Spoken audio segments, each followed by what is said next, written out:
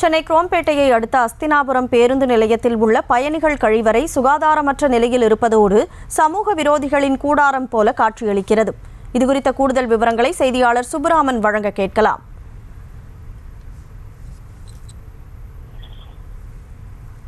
வணக்கம் சுப்புராமன், கூடுதல் விவரம் என்ன?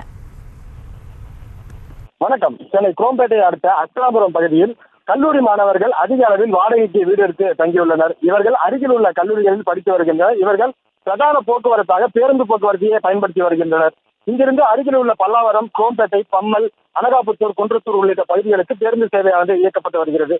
அஸ்தினாபுரம் பேருந்து நிலையம் புதியதாக கட்டமைக்கப்பட்டு வருகிறது.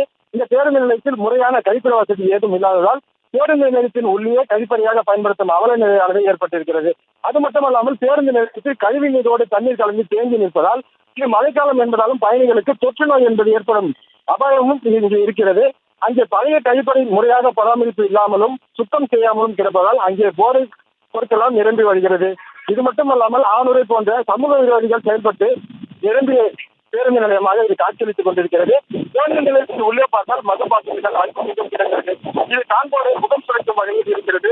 இது குறித்து முறையான எந்த சுத்தமும் செய்யாமல் பேருந்து நிலையம் அவல நிலையோடு காட்சியளிக்கிறது. இது குறித்து பல்லாவரம் சட்டமன்ற உறுப்பினர் கருணாநிதி அவர்களிடம் கேட்டபொழுது புதிய பேருந்து நிலையம் அமைக்கும் பணியானது முடிவுரை இருக்கிறது. அதாவது இன்னும் ஒரு 2-3 நாட்களில் கழிவறை வசதியானது ஏற்படுத்தப்பட்டு மக்கள் பயன்பாட்டுக்கு விரைவாக கொண்டு வரப்படும் என்று தெரிவித்திருக்கிறார். கூடுதல் விவரங்களை வழங்கியதற்கு நன்றி சுப்புராமன். கழிவறைகள் சுகாதாரமற்ற முறையில் இருப்பது குறித்து எமது செய்தியாளர் வழங்கிய தகவலை கேட்டோம். தற்போது இது குறித்து பல்லாவரம் எம்எல்ஏ கருணாநிதி எமது செய்தியாளரிடம் கொடுத்த விளக்கத்தை கேட்கலாம். சார் வணக்கம் sir, news reporter sir Subramanian பேசுறேன் சார். சொல்லுங்க. சார் இங்க அஸ்தினாபுரம் பஸ் ஸ்டாப் இருக்குல்ல சார், அது அந்த பணிகள்லாம் முடிஞ்சிருச்சா சார்? இப்போ சேர் தான், இது லைட்லாம் போட்டாச்சு, டாய்லெட்லாம் முடிஞ்சிச்சு. Okay sir. டைல்ஸ் ஒட்டின்னு இருந்தாங்க. இன்னும் டைல்ஸ்ல எதுவும் ஒட்டலையா சார்? பணிகள் அப்படியே இல்ல 2 நாள் வேலை இருக்கு சார். அது இல்ல சார், அது பஸ் ஸ்டாப் சுத்திரும் வந்து சரக்கு பாட்டிலு, அந்த இன்னொரு பழைய பாத்ரூம் இருக்குங்களா, அது முறையா பராமரிக்காம இருக்கு. சரக்கு பாட்டில் இருக்குதுன்னா அது போலீஸ் கம்ப்ளைண்ட்.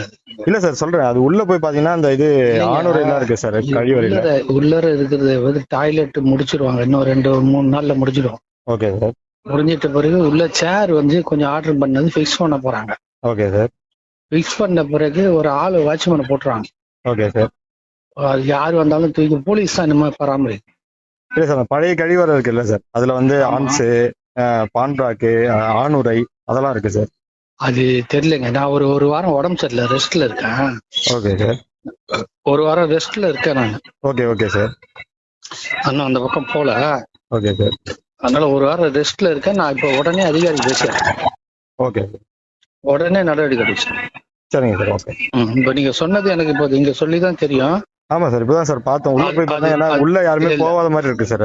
அது நான் சிஹெச்ஓக்கு போன் பண்ணிடுறேன். Okay sir. போட்டு எல்லாத்தையும் கிளீன் பண்ணி சுத்தமா சுண்ணாம்பெல்லாம் போட்டு. Okay sir. உங்களால ஏதாவது விடிகாலம் வரட்டும். ஆனால் சரிங்க சார். நான் சொல்லிடுறேன். செய்திகளை உடனுக்குடனும் துல்லியமாகவும் தெரிந்து கொள்ள சப்ஸ்கிரைப் பண்ணுங்க.